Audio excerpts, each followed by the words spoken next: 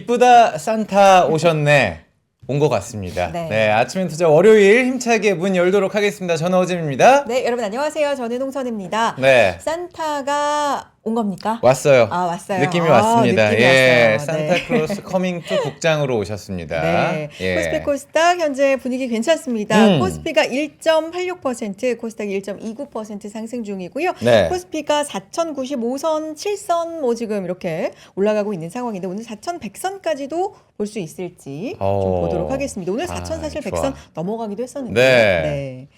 뭐 큰형들이 힘이 좋잖아요 지금. 삼성전자 그러니까요. 좋고 네. 네, SK하이닉스도 5% 넘게 올라가고 있는 상황인데 오늘 날씨가 또 갑자기 추워졌잖아요. 오늘 절기로는 또 동지인 날이라고 합니다. 그래서 팥죽 드실 분들은 또 드시고 좀 기쁘게 오늘 같은 날은 이런 얘기도 좀 하면서 내년 또 투자 계획을 함께 준비를 해보도록 하겠습니다. 월요일 오늘, 남자. 네. 근데 허재모 앵커도 오늘 상당히 좀 복장이 뭔가 저요? 뭔가 어디 가는 것 같아. 아, 뭐 상견례 이런 데는 아니고요, 여러분들. 저는 뭐 그런데 갈 필요는 없는데 행사가 있어가지고 한 번씩 이렇게 제가 양장을 좀 빼입고 오도록 양장을 좀 빼입고 오도록 하겠습니다. 오늘 좋네요. 네. 분위기도 시장도 괜찮으니까 네. 웃으면서 또 멋지다고 해줄 수도 있고. 저는 어쩌다 네. 한 번씩 양장을 입지만 늘 수트바를 또 보여주신 분을 만나보도록 하겠습니다. 우리 이혁진 차장님 만나보도록 하겠습니다. 나와주시죠. 안녕하세요. 네, 안녕하십니까. 반갑습니다. 이혁진 차장입니다. 네. 산타 온 거예요? 아, 네, 근데 거기서 네. 앵커님 목사 같다고. 목사님? 다 믿으면 돼요. 우리 믿음으로 올라가고 네. 기도 베타로 올라가는 네, 겁니다. 예. 이루어질지는. 네. 좋습니다. 어쨌든 산타, 네네. 산타, 네. 산타 할아버지 오신 네. 거예요? 네. 네, 맞습니다. 사실 네. 제가 연초에 그 산타랠리 이야기하는 게 크게 의미는 없다 말씀을 드리는데 하긴. 사실 네. 그럼 이 산타랠리라고 하는 게 무엇일까? 그러니까 이게 정해져 있습니다. 그러니까 크리스마스 전후에 7영업일을 보통 산타 랠리 구간이라고 얘기를 합니다. 그러니까 연말 5거래일, 연초 2거래일 맞습니다. 이렇게더라고요. 네, 그러다 보니까 사실 12월 초부터 무슨 산타랠리 이야기하는 것은 맞아요. 사실 우리가 주식을 할 때 크게 의미 있는 어. 것은 아닌데 네. 어쨌든 올해 이제 마지막 주까지 보면은 주식이 오를 가능성이 좀 매우 높다라고 생각을 하고 있고요. 또한 오늘 우리나라 특히나 반도체가 올라가고 있습니다. 증시는 저는 바로 4,200을 돌파는 어렵지만 그래도 이제 연말 연초까지는 충분히 돌파할 가능성이 높다라고 말씀을 드리고 있는데 여기서 반도체가 올라가지 못하면 불가능하죠. 네. 근데 반도체가 올라갈 만한 신호가 다 나왔다라고 저는 생각을 합니다. 그래서 일단 우리 지수적으로 보더라도 그리고 오늘 또 의미 있는 게 있습니다. 산타 할아버지가 네. 편애를 하시면 안 되죠. 아, 연애를 실현하셔야 됩니다. 그럼 다 좀 골고루? 예뻐해 주시나요? 맞습니다. 특히 올해 울었던 친구들도? 맞습니다. 예. 오늘 증시 보시면 네. 통상적으로는 반도체가 올라갈 때 코스닥은 거의 2% 올라갈 때는 마이너스 날 때도 많았습니다. 근데 오늘은 거의 1%에 육박하게 네. 아마 1% 넘게. 넘게 네. 올랐습니까? 네. 예, 그래서 올라갔는데 저는 오늘 큰 의미를 좀 부여하자라고 하면은 네. 둘 다 간다라고 어. 하는 겁니다. 저는 그러면은 저희 오늘 자료가 또 많기 때문에 들어가기 전에 하나만 좀 여쭤보면 네. 네. 일본 BOJ 결과 보셨잖아요. 사실 네. 뭐 다 기대를 하고 있었고 예상을 하고 있었던 느낌인데 시장이 네.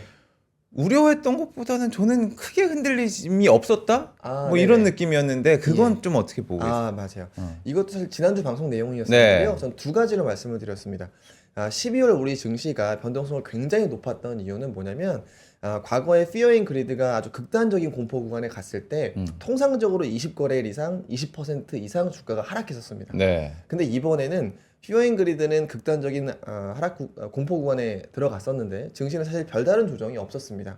자, 그래서 12월에 여진이 좀 상당히 있었던 건데 반대로 BOJ는 선반영이 상당히 진행이 됐습니다. 많이 됐었다. 네. 네, 그걸 좀 잘 보여주는 것이 바로 비트코인 암호화폐 시장인데 네. 과거를 돌이켜 보면 팬데믹 이후에 일본의 금리 인상 시기에는 또 마찬가지로 비트코인이 10%에서 많게는 20% 이상 주가가 가격이 하락했었습니다. 금리 인상 이후에. 네. 이제까지 두 번 있었고 한 번 더 진행이 된 건데 문제는 이번에 BOJ는 사전적으로 다른 이슈이긴 합니다만 암호화폐가 선 조정을 받았어요. 네. 자, 그래서 저는 BOJ가 있던 날 암호화폐와 나머지 증시들이 좀 그때의 상당 부분 악재를 반영한 것을 기점으로 올라가지 않을까라고 네. 생각을 했었고 뭐 지난주에 말씀을 드렸던 것도 있습니다. 여기에 암호화폐 진영 말고도 증시적으로 보더라도 지금 제일 많이 올라가다가 제일 많이 빠진 종목 한 3가지 정도가 있어 보입니다. 네.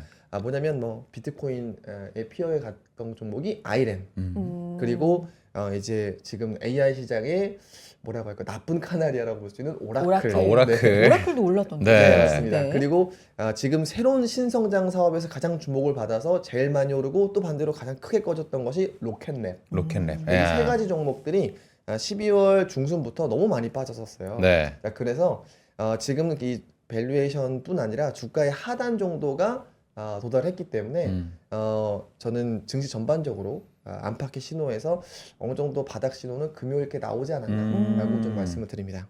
알겠습니다. 네. 오늘도 시간 관리 잘해서 알차게 갖고 오신 이 자료들 다 소화할 수 있게 좀 출발해 보겠습니다. 주제가요. 2026년 앞두고 체크해야 할 3가지 키워드입니다. 네. 딱 맞춤 맞는 주제가 아닐까 네. 생각합니다. 들어가 네. 보죠.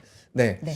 저는 오늘 좀 말씀을 드리고자 하는 것은 바로 2026년도 증시에 대한 대비이죠. 네. 그런데 저는 한 가지 키워드로 일단 26년도에도 한국 증시다라고 좀 말씀을 드리고, 그리고 여기를 주도할 수 있는 것은 저는 농담 반 진담 반으로 반바지라고 말씀을 드립니다. 반바지. 예, 한겨울을 반바지 입고 나자라고 하는 건데, 네. 1년 내내 반바지. 2026년. 네, 반도체, 바이오, 지주사입니다. 네.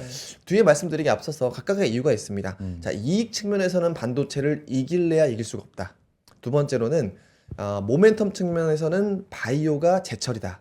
자, 그리고 지주사는 올해 바로 내년부터는 이 배당소득 분리과세의 첫 번째 적용되는 원년이다라고 하는 겁니다. 네. 그래서 이 3가지 이익과 모멘텀 그리고 토탈 리턴, 배당을 포함한 토탈 리턴이 가장 좋은 게 바로 이 3가지 업종이기 때문에 우리 포트폴리오에서 이 3가지 정도는 핵심적으로 들고 가자. 25년도에는 제가 조바방 말씀을 드렸고 26년도에는 반바지라고 말씀을 좀 드려보겠습니다. 네.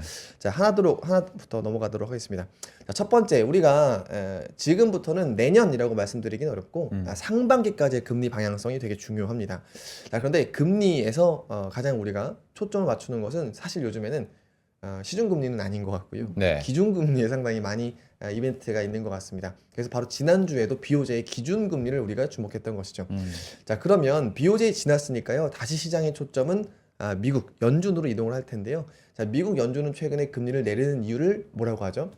뭐 경기 전반적으로 얘기를 하진 않고요. 고용이 가장 큰 문제라고 이야기를 하고 있습니다. 그래서 파월도 바로 지난 잭슨홀 미팅부터 매 FOMC마다 얘기하는 것은 바로 이 고용이다. 자, 그런데 이 고용이라고 하는 것은 최근의 동향을 살펴보면 실업률이나 민간 부분의 신규 고용 보면은 모두 부진한 것을 볼 수가 있습니다. 네. 따라서 지금 한국이나 뭐 이제 유럽이나 금리 마지막이나 또는 인상에 대한 걱정들이 조금씩 나오고 있는 상황인데, 미국은 뒤늦게 내렸지만 뭐 이 실업률에 대한 부분들 때문에 갑작스럽게 올릴 것보다는 예정된 경로에 따라서 한 번 내지는 2번 정도 내릴 가능성이 높다. 자, 그런데 일단은 지금 당장 실업률과 비농업 고용은 나왔죠. 지금부터는 소프트 데이터가 되게 중요해 보입니다. 소프트 데이터가 뭐냐? 앞으로 고용이 좋아질 것인가? 자, 그러면 이 고용이 좋아질 것인가는 기업들이 더 뽑을 것인가잖아요. 네. 자, 더 뽑을 것이 아니라고 하는 것을 잘 보여주는 것은 바로 AI라고 말씀을 좀 드립니다. 그렇죠. 22년도에 오픈 AI GPT 3.5, 그 다음에 23년도에 제미나이 1.0, 이 2가지가 나왔을 때 직후 1년에 기업들의 공급 건수가 급감했었던 상황이 나왔습니다. 자, 그런데 이 AI 기업들의 경쟁이 격화진다면 AI의 레벨도 점점 더 올라가고, 네. 아마 우리가 느끼겠지만 최근에 AI의 기능들이 되게 많이 올라갔다는 것을 아실 수 있을 거예요. 자, 실제로 11월 이후 우리는 지금 아주 짧은 한 달 동안 제미나이는 3.0, 그리고 GPT는 5.2, 그리고 내년도에는 GPT가 6.0에 들어서면은 우리가 비로소 AGI 영역 그 밖으로 나간다라고 그래요. 제 얼투만이 인터뷰를 했었습니다.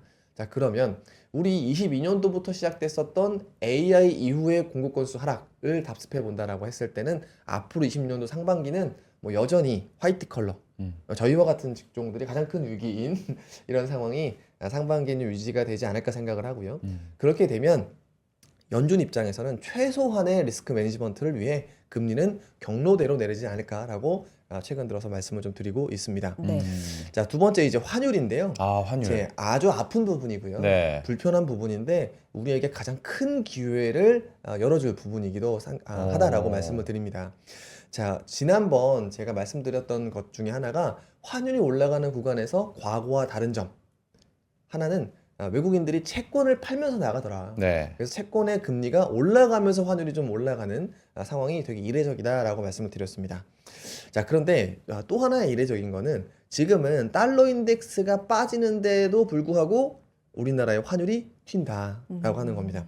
자, 그래서 이거는 미국향 자금의 흡수라고 보기에는 좀 해석이 어렵다라고 하는 거고요. 네. 그러면 우리나라만의 환율이 약세가 되었던 배경이 분명히 있을 것이고 주식을 하는 사람 입장에서는 뭐 채팅에서도 네네. 이걸 일부 비판을 하실 수도 있어요. 네. 근데 우리는 우리가 스스로 정치를 하거나 정치 참여자하는 하고자 방송을 보는 게 아니잖아요.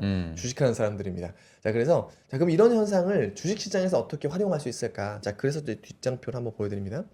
자, 왼쪽이 환율은 왜 올랐는가? 사실 많은 이유가 있을 겁니다. 네. 그리고 닭이 먼저냐 계란이 먼저냐 논란도 있을 거예요. 너무 많은 근데- 원인들이 복합적으로 작용을 맞아요. 하잖아요. 네. 환율은. 그래서 네. 여러분들이 아는 뭐 그냥 네. 말씀드리겠습니다. M2 네. 증가율, 아. 유동성 증가율뿐 아니라 자, 실제 보시면 이 우리나라의 주식 유출 금액이 25년도 들어서 엄청나게 올라가고 있어요. 아, 많이 오르긴 그러니까 했네요. 이 얘기 가지고 네. 네. 워낙에 얘기들이 많지만 맞아요. 네. 실제로 해외 음. 주식을 많이 한 건 맞다. 맞아요. 네. 근데 이게 그러면 25년 우리나라 사실 네. 24년도까지도 해외 주식 많이 했거든요. 음. 그러면 24년도를 넘어서 25년도에 달라진 게 무엇이냐? 그러니까 갑자기 뭐 환율에 이렇게까지 영향을 줄 네. 만큼 네. 늘었느냐 뭐 자, 이런 거잖아요. 우리나라 네. M2 증가율이 많이 는 거는 맞아요. 네. 이제 그건 맞는데 음. 우리나라의 M2 증가율이 사실 이 팬데믹 전후로 늘었던 것도 있었거든요. 근데 그때 환율이 이렇게 올라가지 않았습니다. 자, 그렇기 때문에 M2 증가율만으로는 설명이 되지 않는 것이 여러분도 아셔야 되는 현실이다. 어. 자, 그런데 그럼 이 팬데믹과 지금이 다른 점. 이번에 유달리 좀 특출난 점은 뭐냐? 해외 증권 매수액이 맞아요. 자, 그러면 왜 해외 증권 매수액이 많아졌을까? 사실 이거는 우리나라 사람들이 이문에 밟고 투자에 밟기 때문입니다. 네. 실제 우리나라의 해외 주식 나가서 투자하는 것 굉장히 이 속에 밝은 거죠. 우리나라의 해외 주식 증권 매수액이 제일 많은 것은 한번 최근 3년을 돌이켜 보면 AI, 테슬라, 자율주행, 로봇 이런 그렇죠. 것들입니다. 네. 양자. 네. 즉 전 세계에서 우리나라 사람들처럼 이 속에 밟고 그러니까 투자를 잘 하시고 굉장히- 빠르게 굉장히 트렌디하죠. 예. 라고 하나요? 그러니까 아. 일본은 이게 굉장히 장기간 동안 이루어졌으니까 환율에 대한 발작이 없었던 것이고 아. 우리나라는 개인들이 한 곳에 쏟아지니까 이렇게 발작이 된 것은 맞습니다. 네. 자, 그러면 자, 해외 주식 매수액이 많아지면 정말 문제가 되는 게 맞냐? 특히나 25년도와 24년 달라진 게 무엇이냐? 그게 바로 오른쪽 제가 그림을 준비해 왔습니다. 자, 우리나라에서는 달러가 나가고 들어오는 것에 몇 가지 변수가 있어요. 네. 채권을 사고 팔고도 있을 거고요. 그 다음에 주식도 사고 팔고가 있을 겁니다. 자, 근데 여기에 또 우리나라의 가장 큰 볼륨은 사실 원래는 무역수지. 네. 기업들이 나가서 돈을 벌고 그거에 대한 대가로 받아오는 것이죠. 자, 그런데 보시면 25년도에는 이 주식 순유출 금액이 무역수지에서 돈 벌어오는 걸 넘어섰어요. 그러니까 우리나라 기업들이 밖에 나가서 돈 벌어오는 것을 넘어선 해외 증권 매수액이 있는 것은 맞다. 그리고 최근에는 기업들이 또 달러를 쥐고 있는 것도 얘기를 하고 있죠. 사실 이것도 불가피한 겁니다. 왜냐하면 우리나라는 지금 미국에 투자를 하려고 하는 대미 투자. 네. 상황이잖아요. 그래서 원화를 바꾸지 않고 달러를 쥐고 있는 것도 어느 정도 좀 상수이기 때문에 이 두 가지가 모두 맞물려서 환율 약세로 가더라라고 하는 네. 겁니다. 자, 지금 근데 여러분들 환율은 이미 약세가 됐어요. 분석이 중요한가요? 그렇지 않죠. 네. 자, 그러면 정부 입장에서 뭘 해야 되죠? 뭐 이걸 뭐 어떻게 얘기를 이제- 많이 네. 하고 있어. 구두개입도 했다가 국민연금으로 환해지를 좀 한다고 네. 했다가. 근데 그게 잘 먹히지 않으니까 또 겁이 나긴 뭐 하거든요. 백약이 보면. 물로다 네. 이런 얘기 나오니까. 예, 그러니까 음. 이게 지금 우리가 말하기 불편하잖아요. 음. 근데 자, 대전제는 깔려 있는 겁니다. 네. 즉 정부 입장에서는 자, 기업들은 달러를 보유하고 있는 것을 뭐 다 원화로 바꿔라 이거는 할 수 없어요. 네. 자, 그런데 해외 주식 매수액을 우리가 국내 증시를 통해서 완화시킬 수는 있죠. 즉 지금 이거는 부동산 일변도의 경제 구조에서 나온 아주 큼직한 역효과인데 우리나라는 사실 대부분의 자산이 부동산이잖아요. 네. 근데 우리가 대외 부동산을 우리나라 부동산 밸류가 약해졌다고 사러 가지 않지 않습니까?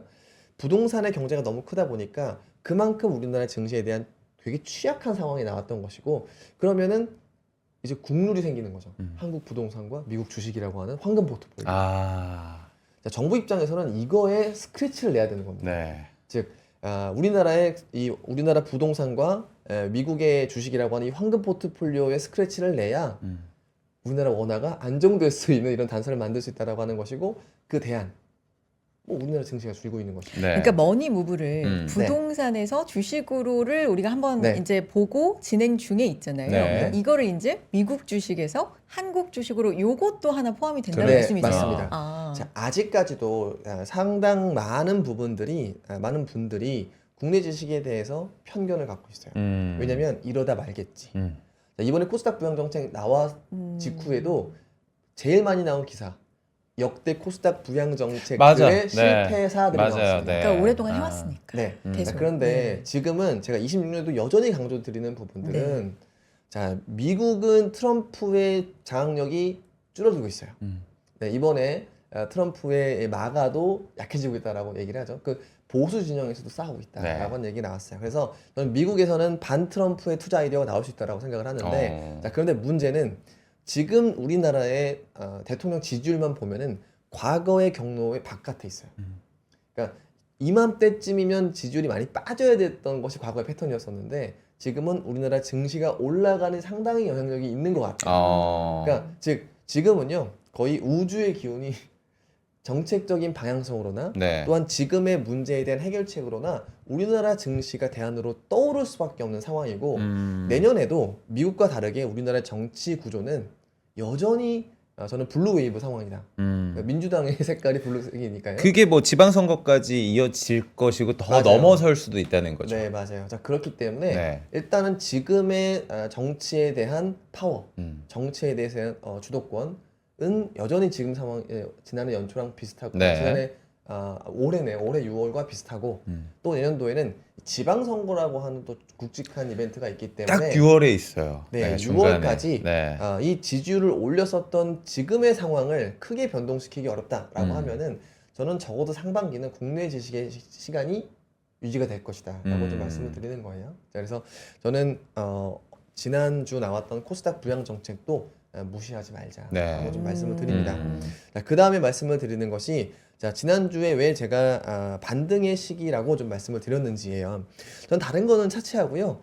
실제 반등의 신호는 저는 사실 주식에서 찾아야 된다라고 말씀을 드립니다. 네. 자, 그런데 마찬가지로 올해 가장 크게 주도했었던 세 가지 종목 아이렌, 오라클, 로켓랩 뭐 각각의 테마가 좀 다르죠. 하나는 제일 핫한 우주, 하나는 올해 정책에 패를 쥐고 있었던 암호화폐, 그리고 AI 버블론에 항상 나쁜 카나리아였던 오라클이에요. 근데 이 세 가지의 종목들이 모두 이 고점 대비 하락폭도 상당히 컸었고요. 바로 직전까지 모멘텀을 받았던 수준 직전까지 빠져 있는 상황이었습니다. 자, 그래서 증시 레벨 자체가 방향성 자체가 정말 이제 여기서부터는 다운그레이드 되는 상황이 아니라고 하면은 보통은 많이 오른 종목들이 통상적으로 반등하는 시기까지는 빠졌다. 자, 그래서는 낙폭과대 구간이라고 말씀을 드렸고 이 종목들의 호불호를 떠나서 이 정도 수준까지 빠졌으면은 하락폭은 제한 내지는 좋은 호재들이 있을 때는 좀 반등한다라고 하는 입장이었는데 실제 오라클이 사실 상승했던 배경은 AI라기보다는 틱톡 틱톡 얘기 때문에 아니고요? 좀 네, 좀 틱톡 쌌어요. 얘기죠. 자, 그래서 그런 부분들이 있었는데 이런 가장 나쁜 카나리아 종목들의 반등은 시장 전반에 가장 큰 우려를 제거하는 모멘텀을 제공하기도 합니다. 그래서 일단은 증시는 저는 앞으로 한 일주일에서 2주까지는 안도랠리가 나올 가능성이 매우 높다라고 말씀을 드립니다. 자, 그 다음에 제가 올 한 해 트럼프의 정책 중에서 되게 중요한데 그냥 지나간 것들을 많이 말씀을 드렸어요. 네. 첫 번째로는 이 로봇과 AI를 활용한 국방, 이게 지금 5월에 나왔었던 거고요. 그 다음에 두 번째가 로봇 굴기에 대항하기 위한 예산. 자, 이거는 7월에 나왔다. 근데 많은 분들이 오늘 반바지 얘기하셨는데 네. 반바로 아니냐. 반바로. 근데 그런 얘기를 많이 하시더라고요. 로봇의 시가총액 자체가 좀 낮아서 네. 이걸 시장의 주도주라고 얘기하기는 제가 그래서 사실은 올해 이렇게 말씀을 드린 적은 있어요. 바로 지금이라고. 바로 지금 기억하십니까? 바로 지금 예, 예. 그러니까 네네. 12월에는 로봇 테마라고 말씀을 드렸는데 네. 제가 이미 올라갔잖아요. 아, 기가 막히네요. 바로 지금 지금. 아 좋다 right now잖아. 네, 네. 그러니까 네. 바로 지금이라고 말씀을 드렸습니다만 여기서 금융은 또 촉 찍어서 은행이 아닌 증권사라고 말씀을 드리고 네. 있었어요. 자, 그런데 이미 올라가는 것에 대해서 제가 방송에서 아무리 얘기해봤자 약간 테마성일 수 있습니다. 네. 그래서 26년을 관통하는 테마라고 한다면 저는 아까 말씀드렸던 대로 반바지고 이거를 조금 더 벌려보면은 제가 9월에 말씀드렸던 바로 지금도 마찬가지로 네. 여전히 좀 좋은데 다만 지금 많이 올라가는 종목들이 진짜 기술적인 어떤 장벽이 있어서 올라가는 것이냐 그거는 아닌 경우들이 있는데 그건 제가 다음 주나 다다음 주 시간 한번 만들어 네. 네, 아우 좋습니다. 네. 자, 그런데 지금부터 말씀드리는 것은 바로 이거예요. 제네시스 미션. 아우. 이게 11월 말에 공개가 됐고 네. 지금 지난주에는 여기 참여하는 기업들 뭐 인텔이나 엔비디아, AMD 이런 기업들이 이제 유세를 한다고 해야 될까요? 네. 자기네 어떻게 참여하겠다 지금 밝히고 있는 것이죠. 자, 지금부터 중요한 것은 행정명령이 또 내년도에 나올 텐데 이거보다 훨씬 더 중요한 거는 제네시스 미션이라고 하는 행정명령이다라고 말씀을 드립니다. 네. 자, 그러면 이 제네시스 미션이라고 하는 것은 무엇이냐? 백악관에 공개가 됐고 DOE라고 하는 에너지부에서도 2차로 좀 밝혔던 내용인데 이거를 요약을 함축적으로 말씀을 드리면 결국에는 이 AI 투자 노박부다 네. 라고 하는 것이고 노박부다. 우리가 AI라고 하는 것을 챗 GPT나 또는 구글의 제미나이를 쓰고자 만드는 것이냐 이거 아니다. 네. 자, 그러면 AI 인프라를 투자를 가속화해서 하려고 하는 것이 무엇이냐? 결국엔 이겁니다. 자, 바이오와 신소재 연구. 그러니까 즉 바이오 업종의 문제가 아니라 우리가 다양하게 발전시킬 수 있는 연구 분야가 있잖아요. 이 AI와 로봇을 활용하면은 이것을 1년 걸릴 거를 하루 만에 한다라고 하는 거예요. 즉 연구 개발도 가속화할 수 있기 때문에 우리는 지금은 돈이 남지 않든 남든 그냥 AI 투자는 할 것이다라고 하는 것이고요. 네. 자, 그리고 여기에도 중요한 게 있어요. 중국은 할 수 있는데 다른 나라는 할 수 없는 것. 그게 바로 데이터의 공공 데이터의 수집이었었죠. 아, 네, 그렇네요. 네. 중국은 뭐 사실 공공이 뭐 개인 정보가 중요한 게 아니잖아요. 중국은요. 네. 뭐 심지어 우리나라도 데이터 가져가고 막 그랬잖아요. 네. 근데 이제 다른 나라는 이걸 할 수 있느냐가 아, 상당히 논란이었었죠. 네. 근데 미국은 이제 수십 년 동안 수집했던 데이터를 이 AI 슈퍼컴퓨팅 플랫폼으로 구축하겠다. 중국처럼 네. 공공의 데이터를 AI 활용하기 위해서 플랫폼을 구축해 주겠다라고 하는 거예요. 즉 사실 저는 이 큼직한 테마로 하나 말씀드리면 지금 미국의 정책은 중국화되고 있다. 아, 예, 그러네요. 중국이 부동산이나 나머지 금융에 돈을 힘을 빼고 이것을 기술 패권에 쏟아부었었거든요. 네. 그렇게 하는 지 한 5년 됐습니다. 근데 미국은 트럼프의 이번 정부 들어서는 이제 본격화하는 원년이기 때문에 이 AI라고 하는 것이 지금 당장 우리는 표면적으로 쓰는 제미나이나 오픈 AI, 뭐 클로드 이런 쪽의 구도라고 생각하지만 더 그 앞에는 우리의 기술 발전이 1년 걸렸던 게 뭐 하루 만에 끝날 수 있고 근데 이거를 이미 누가 보여줬어요. 머스크. 머스크가 예, 네. 15년 걸렸던 휴머노이드 로봇의 개발 역사. 이게 보스턴 다이내믹스의 과거인데 일론 머스크의 지금 옵티머스는 이걸 2년으로 줄였습니다.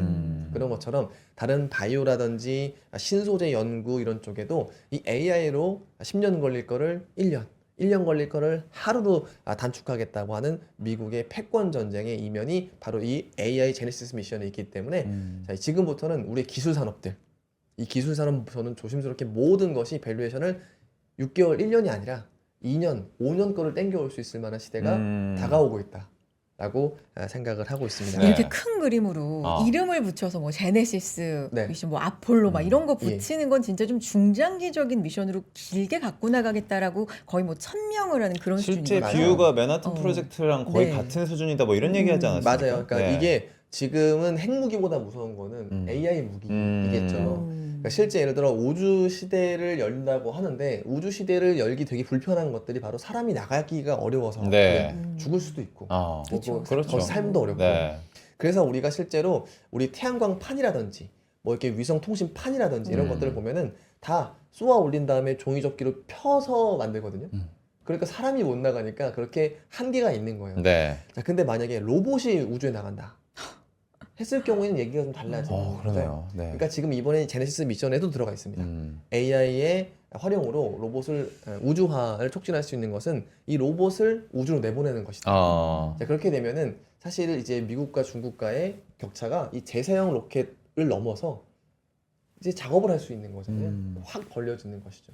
그러니까 미국은 지금 그러한 것을 하려고 하는 것이기 때문에 이것에는 브레이크가 없을 것이다 라고 좀 말씀을 드립니다. 그래서 지금부터는 신소재, 양자, 바이오 뭐 이런 것들, 그러니까 미래 비즈니스의 이제 포드 PR이 아마 12개월이 아니라 24개월, 36개월 당겨서 반영하는 시기도 저는 3년 내에 올 것 같다. 근데 결국에 이제 투자 전략으로 봤을 때 정부 주도하에 이런 어떤 정책들 여기에 빅테크들이 함께 가는 이런 프로젝트는 결국에 투자 관점으로도 안정성이 있겠구나 생각을 하면 맞아요. 좋을까요? 정부가. 예, 예. 네. 스타게이트 프로젝트보다 이걸 좀 제가 주목해서 보는 이유는 뭐냐면 네. 스타게이트 프로젝트는 절반 정도는 파이낸싱이 밝혀졌는데 절반이 몰랐어요. 그럼 절반은 누가 할 것이냐? FI들이겠지.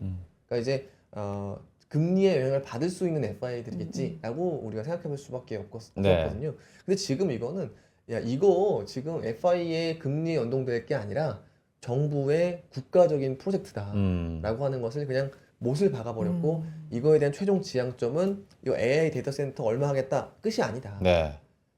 이거는 지금 우리나라의 기술 패권을 중국에서 완전히 가져오기 위한 첫 번째 프로젝트다라고 했기 때문에 자, 이런 부분들이 가능하다. 그래서 제가 12월 초에 주도주라는 소리는 되게 의미가 없다 네. 말씀드렸듯이 지금부터는요 가치주라고 하는 소리가 의미가 없을 수 있습니다. 가치가 없을 수 있으니까요. 그러니까 지금은 미래. 네, 그렇죠. 미래를 미래의 보고. 가치가 훨씬 더 중요해요. 이거 너무 어려워지는데 네, 더. 미래 24개월, 36개월에 있을 수 있는 일들이 이 AI와 이 개발 이런 것들이 너무 발전이 돼서 당장의 12개월, 6개월 안에 나올 수 있기 때문에 지금부터는 상상력의 투자 수익률을 가를 수 있다.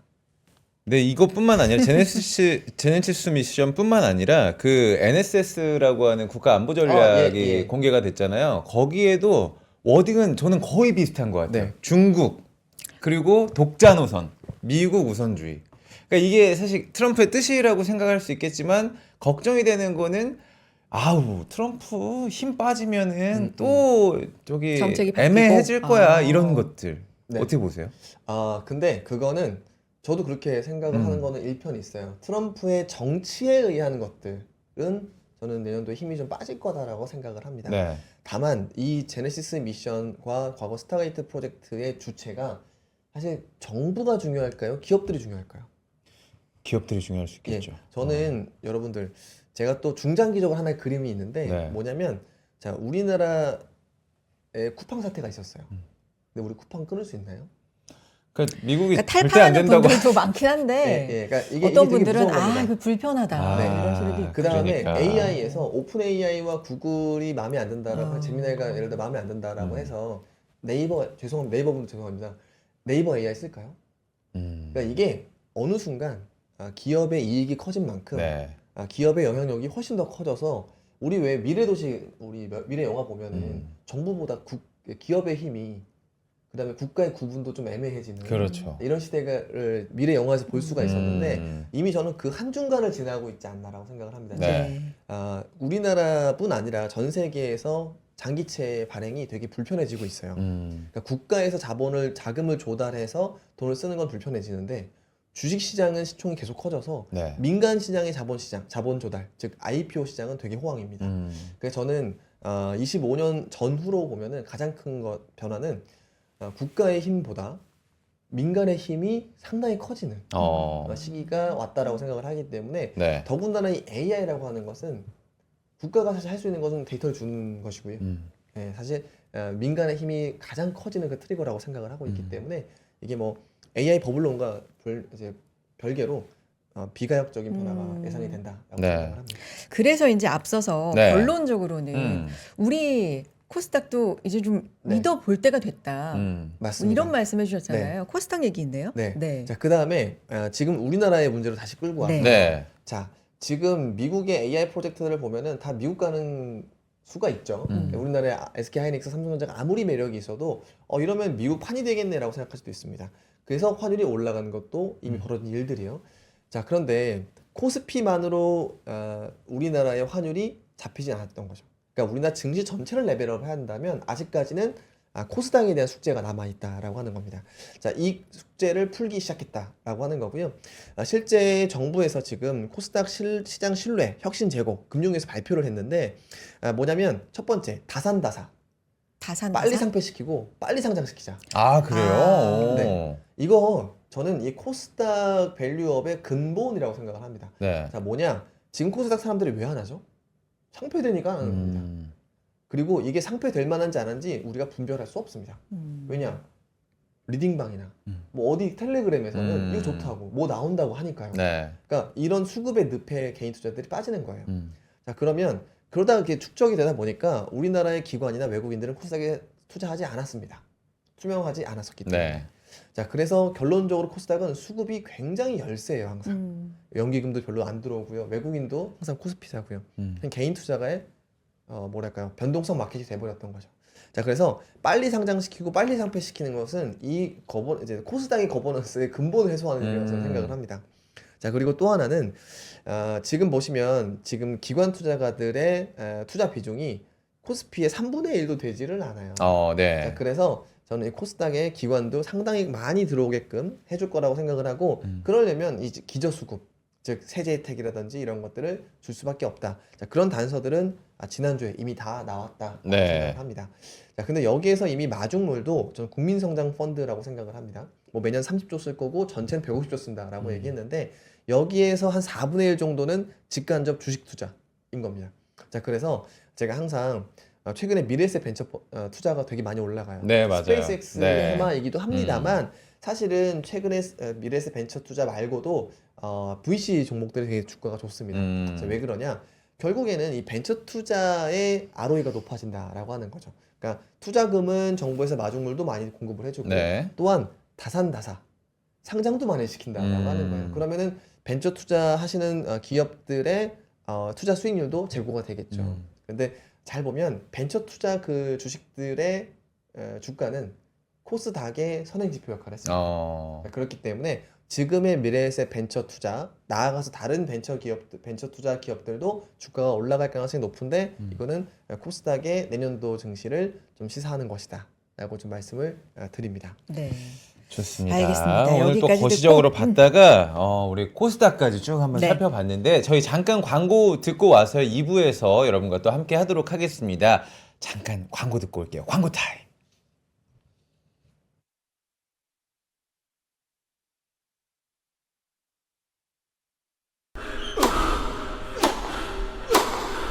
멋있다. 부러운가? 14만 1211번의 스윙과 68개월 27일의 투자로 만들어진 자세다. 나의 테니스도 나의 자산도 투자로 키운다. 나는 투자한다. 나는 성장한다. NH투자증권. 와, 멋있다. 부러운가? 기본기 연습과 스트로크 훈련에 1532시간을 투자해 갖게 된 리듬이다. 나의 드럼도 나의 자산도 투자로 키운다. 나는 투자한다. 나는 성장한다. NH투자증권. 네, 아침엔 투자 함께 하고 계시고요. 오늘 네. 이혁진 차장님과 이야기 나눠보고 있는데 시장은 계속해서 상승세 유지합니다. 코스피가 1.7% 상승, 코스닥이 1.3% 상승 유지해주고 있는 상황입니다. 네. 자, 스냅샷 조금 더 구체적인 얘기로 가볼까요, 차장님? 네. 네. 저는 해외 주식 관련해서는 미국 증시의 주도주는 비상장 주식이다라고 말씀을 드리고 싶고 네. 국내 주식의 주도주는 아까 말씀드렸던 대로 반바지다. 반바지여서 네. 이제 저희가 최근에 좀 방식을 바꿨죠. 해외 리뷰를 먼저 말씀을 드리고 네. 해외 트렌드, 국내 주식 리뷰를 하고 국내 트렌드 이렇게 네. 말씀을 드리도록 하겠습니다. 자, 첫 번째 해외 리뷰는 지난주에 보면 중국의 금융주들이 동반해서 강세를 나왔어요.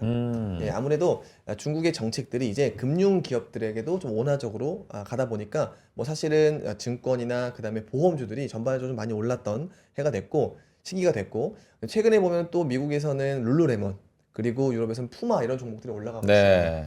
근데 왜 그러느냐? 룰루레몬은 CEO가 좀 교체가 네. 됐고 그리고 사실 최근에 굉장히 저는 사실 룰루레몬 좋아하거든요.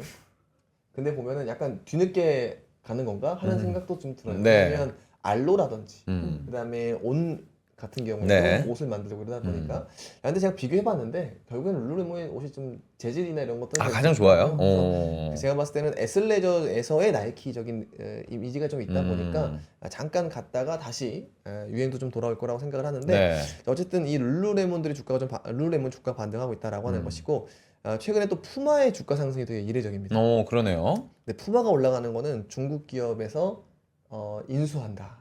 푸마를 산다고. 네. 근데 이제 우리가 여기 생각해봐야 될 거는 이 패션 기업이라고 하는 것이 매력은 한 번에 망하기가 좀 어렵다. 그리고 가격이 일정 부분 더 너무 많이 빠지면은 이 IP라고 하는 브랜드 가치가 있기 때문에 누가 인수한다. 네. 이걸 먼저 보여준 것이 바로 올해 중순에 버버리였었죠. 버버리의 시가총액이 사실 거의 무신사급으로 거의 붙어둔 적이 있습니다. 말이 안 되는 상황이죠. 네. 그래서 이제 누가 인수한다더라. 그리고 매각설 이러면서 주가는 지금 거의 3분의 1은 다 되돌려 있는 상황인데 이런 것처럼 패션 기업들도 항상 우리가 소비 한 트렌드로 반드시 봐야 되고 제가 뒤에 새로운 또 하나의 패션 부분의 트렌드를 말씀드리겠는데 마찬가지로 우리는 이 우리나라가 되게 빨라요. 온러닝도 그렇고 이제는 호카도 그렇고 네. 이 빠른 우리의 어떤 이런 레이더를 통해서 미국 기업이나 유럽 기업들의 패션 기업 헌팅도 충분히 해볼 만하다라고 좀 말씀을 드리고요. 아니 근데 기업마다 진짜 다른 게 네. 지금 안지원님도 채팅창에서 짚어주셨는데 나이키는 안 좋은데 계속 안 좋은 거잖아요. 맞아요. 네. 중국이 좀 네. 성장성이 떨어진다 뭐 이런 얘기 있어요. 맞아요. 그러니까 지금은 뭐랄까요 패션 브랜드 제가 사실 이것도 자주 말씀드렸던 네. 건데 지금은 메인 컬처는 조심, 서브 컬처가 부양. 자, 우리가 예를 들면 나이키. 네. 그러면 우리가 뛸 때 예전에 멋있는 것은 뭐냐면 신발 나이키, 양말 나이키, 바지 나이키, 일관성. 나이키, 어. 헤어밴드 네. 나이키. 네, 나이키 로고가 계속 있어야 돼요. 골프장 가도 타이거 우즈처럼 하고 오신 분들이 많아요. 맞아요. 네. 옛날엔 그랬어요. 네. 근데 지금은 신발은 온러니, 오. 양말은 뭐 나이키 아직도 이쁘게. 네. 그리고 저 위에는 알로가 살짝 보이는 이런 로고. 그래요? 네, 그런 좀 각각의 아이덴티티가 분열화되고 있는 상황이에요. 그러니까 범용이라고 하는 것이 패션에는 이제는 되게 없다. 근데 네. 왜 그러느냐? 우리나라에도 사실 크림이라고 하는 비즈니스가 되게 많이 컸죠. 자, 그런 것처럼 크림이라고 하는 비즈니스가 컸다라고 하는 것은 젊은 세대들이 희소성에 기반한 패션을 많이 좋아한다라고 네. 하는 거예요. 그거를 아주 잘 보여주는 것이 우리나라에서도 실적으로 보면은 우리 양장 입고 있지 않습니까? 양장 입고 있죠 오늘. 정장 아까 만드는 양. 기업들은 전부 가밀입니다. 네. 그러니까 안 좋다고요? 네. 정장 만드는 기업은. 네. 근데 스트리트 브랜드를 만드는 네. 왜냐면 요즘에 그 더현대라든지 이렇게 지금도 네. 저희 방송 앞에서 보는데 스트리트 옷을 되게 많이 입으시죠. 그렇죠. 네, 그죠? 네. 자, 근데 그런 브랜드들은 전부 다 엄청난 증액을 하고 있어요. 어. 그러니까 이게 우류라고 하는 것에 중요한 게 아니라 유행에 대해서 민감해지면 이게 조금은 더 잘 보인다라고 하는 거죠. 그래서 저는 이 패션이라고 하는 걸 보실 때 네. 유행에 민감하게 볼 필요가 있고, 근데 이 유행에서 가장 큰 골자는 범용은 사라지고 있다. 네, 하나가 다 하는 시장은 없다. 왜냐면 우리는 약간 아이덴티티를 중요해 생각하기 때문에 네. 예를 들면 강남에 있는 어머니들 정말 죄송합니다. 강남에 있는 어머니들 몽클레어 안 입으면 왠지 안 될 거예요. 그게 또 밈이 됐었죠. 그쵸? 네. 근데 요즘에는 내가 몽클레어를 입고 왔는데 모두가 몽클레어를 입고 왔으면 나는 그거 안 입습니다. 그게 이제 세대 간의 가장 큰 차이점이다. 네. 요즘에는 몽클레어가 이제 몽클레어라도 되는데 이렇게 하면 되죠. 몽클레어와 나이키가 콜라보한 모델이면 괜찮다. 왜냐면 이건 나만 갖고 있으니까. 네. 아니 근데 사둔 건 입어야지. 아까워서 그거 뭐 안 입을 수 있어요. 입어야죠. 예, 입어야죠. 예, 입어야죠. 예. 그러니까. 그래서 어쨌든 이 유행이 희소성 기반으로 바뀌고 있더라라고 하는 거고요. 네. 자, 뒤에 한번 보시면은 네. 자, 미국의 증시 트렌드에 저는 비상장이라고 말씀을 드리고 싶어요. 네. 그러니까 실제 오라클이 반등했던 것은 틱톡도 있었는데 사실 저는 가장 큰 중요한 뉴스가 오픈 AI가 500억 빌리언에서 750억 빌리언으로 밸류업을 할 수 있다라고 하는 워싱턴 저널의 이제 뉴스가 나왔었습니다. 네. 자, 즉 지금 오픈 AI가 굉장히 많은 AI 데이터 센터를 유발하고 있기 때문에 자, 이런 것에 대해서 오픈 AI 상장이 지연되거나 아니면 스케일업이 안 되거나 이럴 경우에는 굉장히 큰 문제가 됐었고 자, 실제 그래서 올해 500빌리언 정도가 됐었는데 여기서 더 올라갈 수 있을까라고 하는 것이 제미나이 부상론과 함께 공포를 야기했던 것도 있었습니다. 네. 근데 여기에 지금 750빌리언 지금 주가 수익률을 보면 50%가 그냥 한 번에 팍 하고 올라간 거거든요. 자, 그래서 지금 비상장 시장이 이렇게 뜨겁고 비상장에서의 소식이 미국 증시를 가른다라고 좀 생각을 합니다. 실제 최근에 우주가 또 핫해지고 있는 네. 거죠. 네. 우주 데이터 센터, 우주 태양광. 근데 이거를 실현화할 수 있는 기업은 많지 않습니다. 자, 그래서 스페이스X의 상장이 지금 물 밑에 있다가 올라왔어요. 근데 오피셜리티 뭐 머스크가 얘기해 준 건 아니죠. 자, 근데 여기에 테슬라 또 주가가 올라가요. 근데 그렇죠. 테슬라가 네. 영향을 받을 수 있을지 없을지는 아무도 모릅니다. 근데 이제 빌 에크먼이 스페이스X에 상장을 할 때 테슬라 주주들도 뭐 한 주당 0.5 정도 수준으로 주식을 살 수 있는 권리를 달라. 뭐 이런 아이디어를 내니까 더 주가가 좀 반응이 좋았었어요. 자, 이런 것처럼 우주에서도 이 비상장 시장이 상장 시장을 뒤흔든다. 자, 그리고 또 하나 스페이스X와 오픈 AI뿐 아니라 엔트로픽 같은 경우에도 350빌리언까지 엄청나게 올라갔어요. 자, 이런 것처럼 AI 시장과 우주, 자, 이런 부분들이 비상장 시장이 상장 시장의 분위기를 갈라버리는 상황이 나오고 있다라고 하는 거고요. 네. 미국 증시는 그래서 비상장 시장을 반드시 주목을 하자. 여기서 오픈 AI와 스페이스X의 가치가 훼손되거나 또는 상장이 지연되거나 또는 안 한다고 하거나 이럴 경우에는 또 한 번 주가 자체는 좀 AI 버블론과 함께 흔들릴 수도 있다. 네. 단기적인 현상입니다. 자, 근데 두 번째로는 글로벌 산업 트렌드 한번 보시면 제가 이거를 내년도에 좀 많이 말씀드리려고 합니다. 보시면 최근에 라부부라고 하는 주식이 있어요. 아니 전 잘 안 판마트? 봅니다. 예, 잘 안 봅니다. 라부부가 죄송합니다. 판마트. 판마트. 네, 네. 예. 판마트가 올라가다가 주가가 팍 하고 빠지고 있어요. 그럼 뭐 트렌드 끝났다고 이미 뭐 조롱의 대상이 약간 됐는데요. 예. 자, 그게 바로 미국의 또 하나 나타나는 젤리캣 진저브레드 프레드라고 하는 네. 것이에요. 이거는 미국 브랜드예요. 근데 이거를 가지고 미국의 영국이나 뉴욕에서 팝업이 되면 엄청나게 MZ들이 줄을 선다라고 하는 거죠. 이게 뭐냐면 이걸 보통 우리가 가방 차함이라고 얘기를 합니다. 네. 가방에 달고 다니는 거. 네. 근데 이것도 사실 생각해보면 완전 새로운가? 우리 루이비통이라든지 에르메스 매장 가서 가방을 사잖아요. 스카프를 맨다거나. 거기다가 네네네. 액세서리로. 그렇죠. 루이비통에서는 키링을 단다거나. 우리 했던 거예요. 어렸을 때는 저 가방에 엽기 야, 토끼 뭐 메고 인형 아, 달고. 다니고. 그건 좀 극혐인데. 그래요? 엽기 토끼를 왜 달죠? 아니 뭐 달고 배치죠 개인치. 아, 인형 알겠습니다. 인형 뽑기에서 달고 다녔어요. 알겠습니다. 예. 어쨌든 근데 이제 이 가방참이라는 거는 사실 있었던 문화입니다. 명품에서도. 근데 그거를 다는 것이 네. 리미티드 돌로 바뀌고 있는 것이죠. 근데 이제까지는 중국의 한 기업이 라부부를 되게 프로모션에 성공을 했었는데 이걸 텔레토비로 한번 바꾸려고 했는데 실패했어요. 사실. 아 그래요. 근데 그 빈자리를 이런 진저브레드 프레드 같은 인형들이 네. 새롭게 자리매김을 하면서 이거는 그냥 라부부가 먼저 유행됐을 뿐인 거지 결국에는 돌고 도는구나 라고 하는 것을 알면서 판마트 주가가 아주 크게 빠지고 있는 상황입니다. 자, 이런 것처럼 유행은 먼저 알면 먹는 거고 늦게 알면 토한다 라고 하는 것을 그래서 유행이 굉장히 민감해져야 된다라고 하는 것이고요. 그 다음이 보신 적 있습니까? 요 링.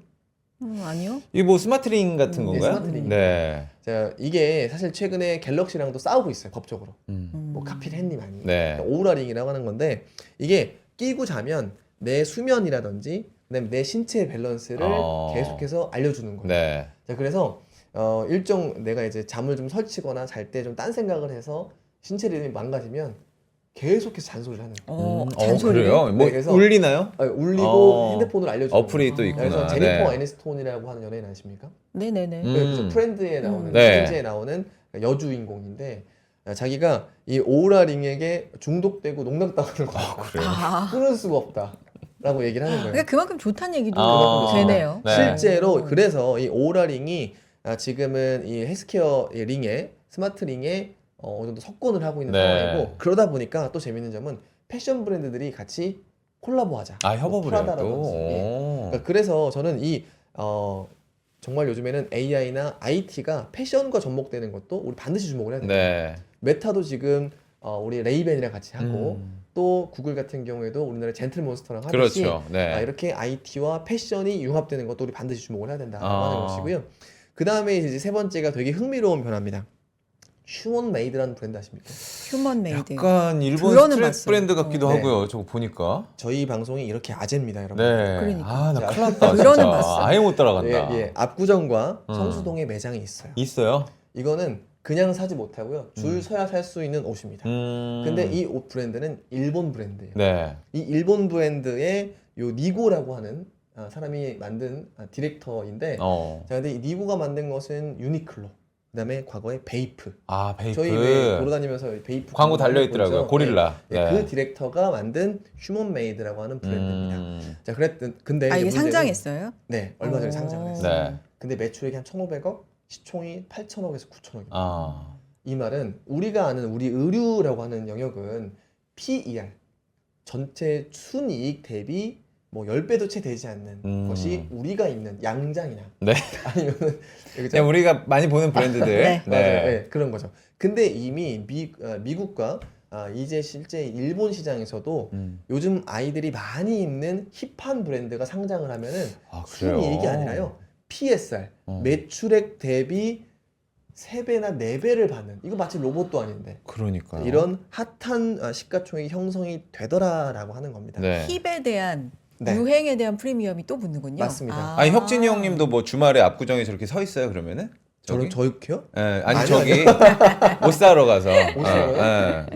줄 서 저는 있냐는. 근데 제가 스트리트 옷을 입으면 정말 약간 길거리 사람 같아요. 아유. 네, 그래서 저는 아, 잘 어울릴 있습니다. 저는 잘 어울릴 것 상관없이. 같은데. 네. 네, 그래서 어쨌든 간에 자, 여러분들이 제가 오늘 말씀드릴 트렌드는 3가지예요. 네. 네. 첫 번째로는 이 가방참이 한 회사가 유지가 되는 것은 아닌 것 같다. 근데 사장님 저거 지금 장표에 반도체 업종 핵심 이슈 저건 잘못 넣으신 거죠? 오타입니다, 여러분. 그래, 요거 아니고 글로벌 그냥 예, 이슈. 패션 트렌드. 네, 여러분 죄송합니다. 아. 제가 혼자 하다 보니 그렇습니다. 네. 네, 그리고 두 번째는 네. IT와 패션의 콜라보가 시작이 됐다. 아하. 이미 흥행을 했다. 네. 근데 이 주도권이 IT 기업에게 넘어간 사례도 오우라링에서 나왔다라고 하는 것이고요. 네. 세 번째는 그냥 평범한 옷을 만든다고 하더라도 양장의 시대는 저물고 있고 자, 그런데 힙한 브랜드가 상장을 하면 이 유행의 핵심이기 때문에 네. 순이익이 아니라 매출액 대비 3배에서 4배의 멀티의 프리미엄을 받는 시가총액이 형성이 되더라 라고 하는 3가지 정도의 트렌드를 말씀을 드립니다 라고 하는 겁니다. 근데 그 트렌드가 아까 말씀하셨지만 좀 빨리 꺼질 경우에 네. 리스크도 당연히 좀 생각을 해봐야 그렇죠. 되네요. 다 맞아요. 라부부 들고 다녔었는데 사실. 맞아요. 그래서 제가 가방참이라고 하는 것은 네.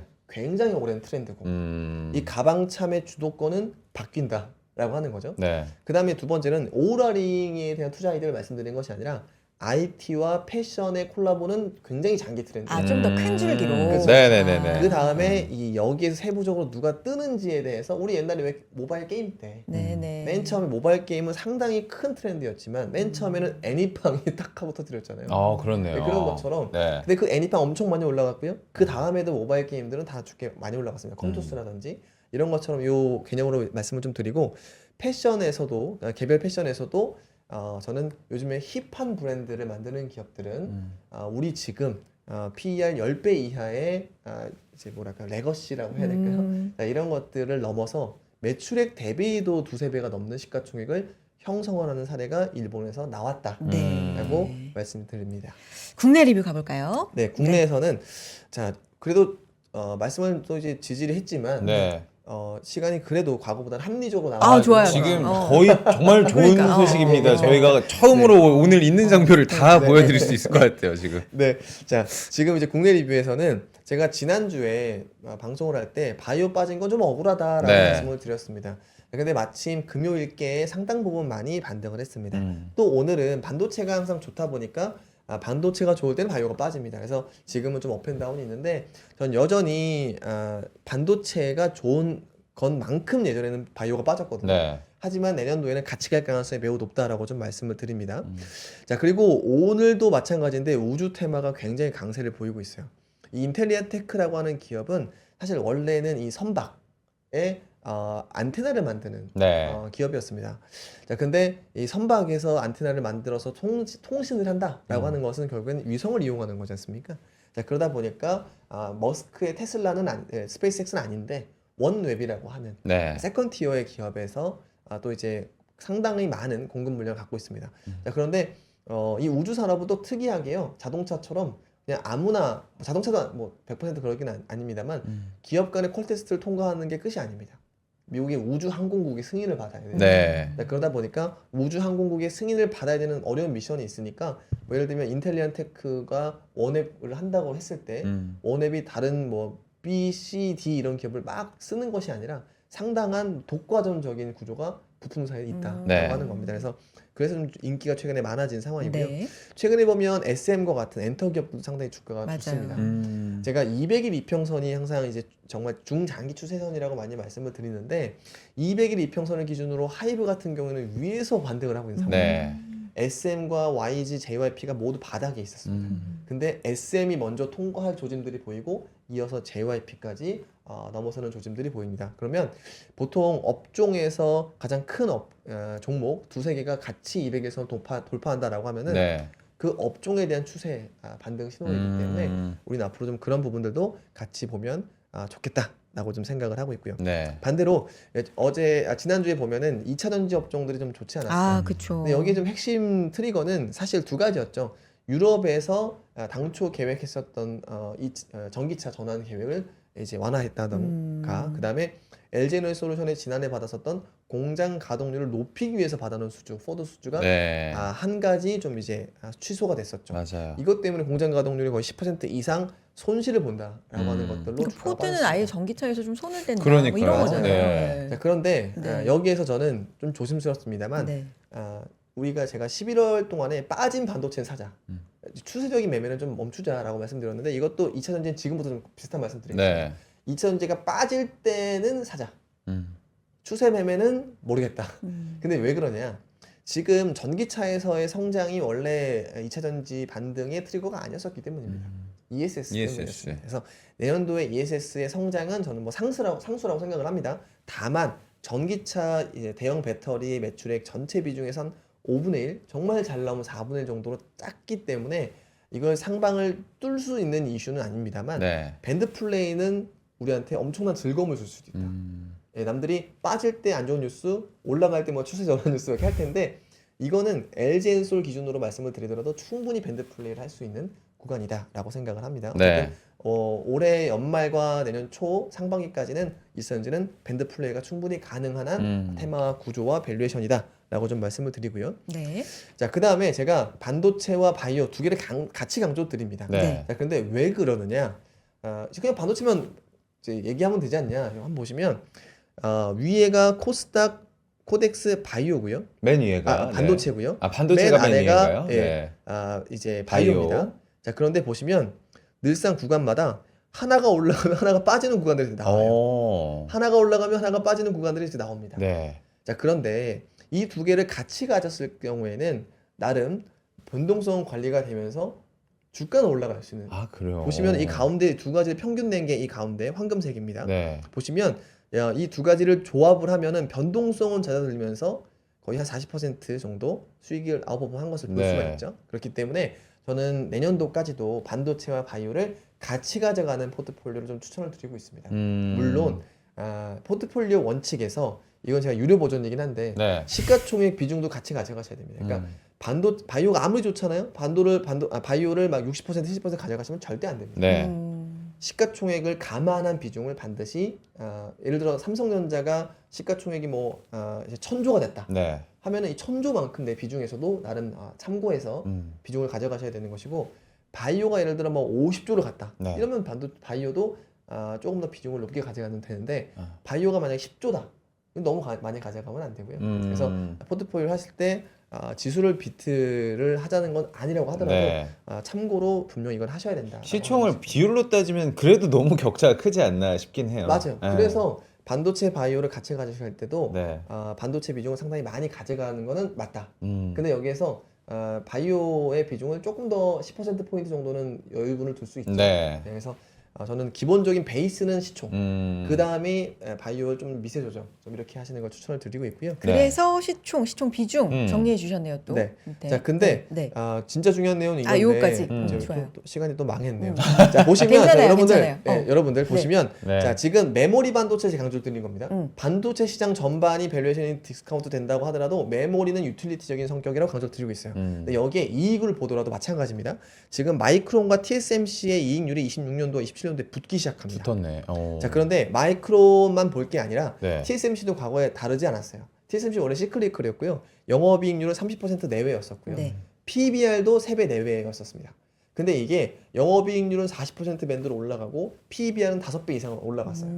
자, 그러면 우리나라 SK하이닉스와 삼성전자의 PBR 밴드도 지금부터는 30% 정도 업사이드를 두는 것이 저는 아주 합리적인 네. 수준이라고 말씀을 드리고, 우리나라도 마찬가지고 TSMC도 마찬가지고 TSMC가 먼저 밸류에이션 리레이팅이 됐는데 이걸 만약에 다운그레이드 시킬 수 있다라고 하면 TSMC 입장에서 빌려는 삼성전자입니다. 자, 그래서 우리나라 메모리 2사가 모두 글로벌 반도체 밸류에이션과 비즈니스의 패를 보더라도 사실 TSMC나 마이크론보다도 훨씬 더 나으면 나았지 네. 못할 부분이 전혀 없다. 자, 그래서 한국 증시를 하자의 또 하나의 패는 저는 네. 반도체라고 말씀을 드리고, 마지막으로는 이 바이오, 네. 그냥 정책이 나왔을 때 우리가 이제 고객으로 모셔야 되는 건 기관입니다. 네. 아까 수고 말씀드렸고, 근데 그 기관이 그날 제일 많이 산 건 바이오였다. 자, 그렇기 때문에 반도체, 코스피 반도체, 코스닥 바이오에 대한 부분을 계속 오늘 강조를 드렸다라는 걸로 마무리하겠습니다. 좋습니다. 고생하셨습니다. 여기까지 듣도록 하겠고요. 네. 월요일 2026년에 대해서 좀 미리 알아볼 수 있는, 그려볼 수 있는 시간으로 함께했습니다. 이혁진 차장님 고맙습니다. 차장님 우리 한 네. 번 더 남았어요? 아니면은 내년에 봐야 돼요? 내년에 뵙겠습니다. 내년에 봐야 돼요? 예. 좀 아쉽네요. 내년에 어떻게 뭐 기회 봐서. 오늘 바이오 할 네. 때 생물보안법 이런 거 또 그러니까요. 물어봤어야 되는데 네. 다음 내년에 한 살 네. 더 먹고 네. 또 인사드리도록 하겠습니다. 감사합니다. 감사합니다. 감사합니다. 자, 코스피가 1.73%, 4,089선, 코스닥이 1.4% 올라가고 있는 상황. 지금 코스피 외국인 기관 동반 매수 들어오고요. 좋네요. 오늘 기관이 9천억 원 넘게 어허. 순매수 해주고 있는 상황입니다. 네. 자, 오늘도 월요일 기분 좋게 또 마무리하시고요. 내일 인사드리고 뒷프로그램도 많이 함께 해주세요. 인사드릴까요? 네, 고맙습니다. 내일 뵙겠습니다.